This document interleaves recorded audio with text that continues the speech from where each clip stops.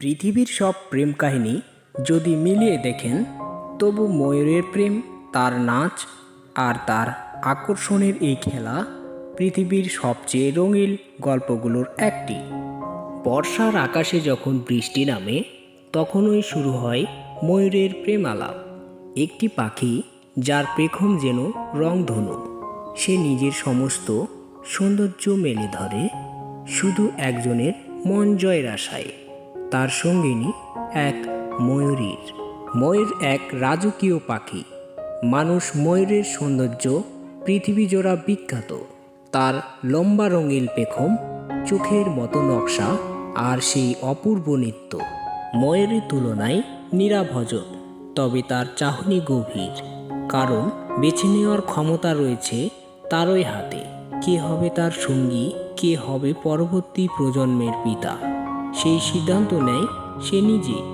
বর্ষাকালে যখন প্রকৃতি ভিজে ওঠে, তখন এই পুরুষ ময়ূর পেখম মেলে। একটি ঘূর্ণায়মান রঙিন দোলনা যেন আকাশ ছুঁতে চায়। সে নাচে ধীরে ধীরে, প্রতিটি পালক দুলে ওঠে বাতাসে। তার গলায় ভেসে আসে মৃদু ডাক, যা কানে পৌঁছে যায় দূরের এক ময়ূরের। ময়ূরী তাকায়, বিচার করে কার পেখম বেশি উজ্জ্বল, কার নাচে বেশি প্রাণ, কার ডাক হৃদয় ছুঁয়েছে। যখন সে একজনকে পছন্দ করে, তখন শুরু হয় প্রকৃতির পরবর্তী ধাপ, সঙ্গম। পাখিদের শরীরে বাহ্যিক যৌনাঙ্গ থাকে না, তাদের সঙ্গম হয় এক বিশেষ প্রক্রিয়ায়, যাকে বলা হয় ক্লোয়েক্যাল কিস। পুরুষ ময়ূর ধীরে ধীরে নারী ময়ূরের উপর ওঠে। উভয়ের শরীরে থাকে একটি ছিদ্রের মতো অঙ্গ, ক্লোয়াকা। এই ক্লোয়াকা একে অপরকে ছুঁয়েই সম্পূর্ণ হয় সঙ্গম।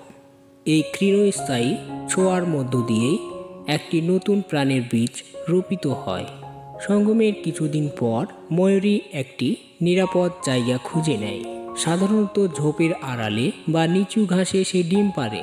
এক এক করে সে দেয় 3 থেকে 5টি ডিম। তারপর শুরু হয় মমতার পরীক্ষা।